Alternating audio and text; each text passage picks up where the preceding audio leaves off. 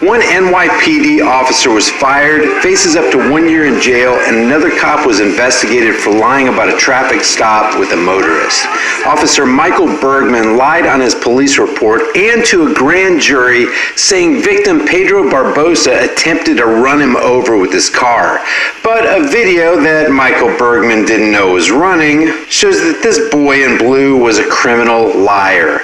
Officer Bergman now faces a much-deserved legal battle, all of his own making.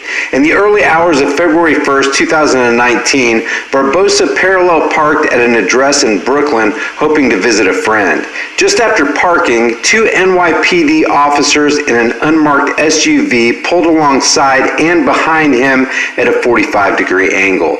Bergman and an unnamed officer hopped out of their police vehicle and approached Barbosa, who quickly put his car into drive and attempted to make a getaway. He was later apprehended. He told investigators he did indeed recognize the two police officers as the ones who continually harassed him, pulling him over every chance they got, promising to eventually pin charges on him. He said, "It seemed like every time, 24/7, no matter what, if I'm anywhere, they were there. They would follow me wherever I went. If they found anything in my car, even a screwdriver, they'd arrest me for possessing burglary tools. Then they tell me, we're going to get you off the streets." Bergman's police report stated that he was actually standing in front of Barbosa's car and that the man attempted to run him over. Claiming he was standing between the two front headlights, Bergman said if he hadn't jumped out of the way, he would likely have been killed. Here's what he told a grand jury.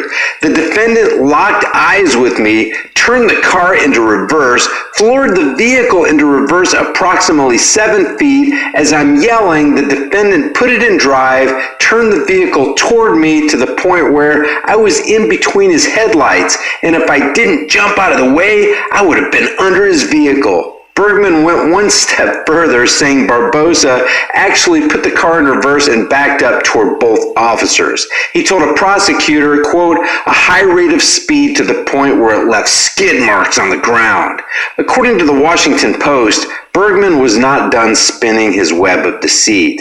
He then told the grand jury that he had to jump out of the way of Barbosa's vehicle, which caused him to fall to the ground, leaving an abrasion on his elbow.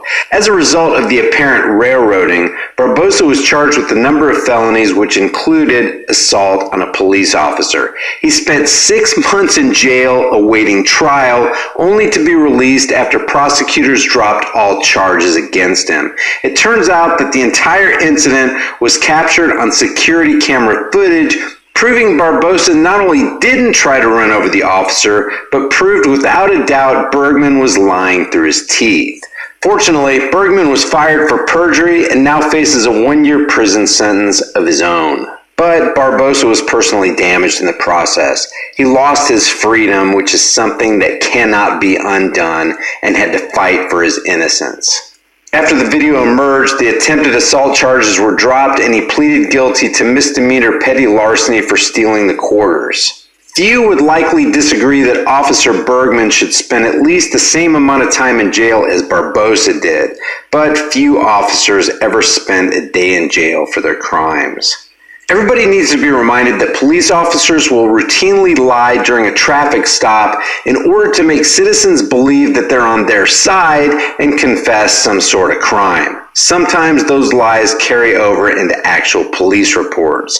Few people win in court when officers lie about criminal activity, but when cops lie on police reports or to grand juries, the action constitutes a felony.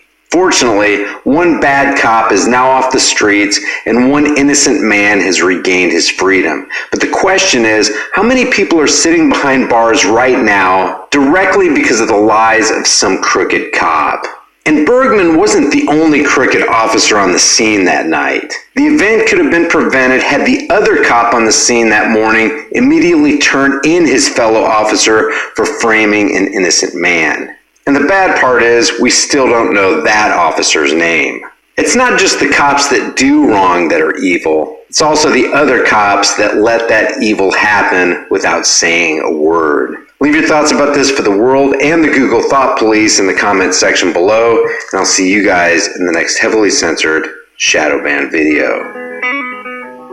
I've got a kick-ass deal for you in the store. Now till supplies last, I'm giving you a massive 20% discount on everything in the store. Shirt, hoodie, or mug. Any size, any style, any color. 20% off.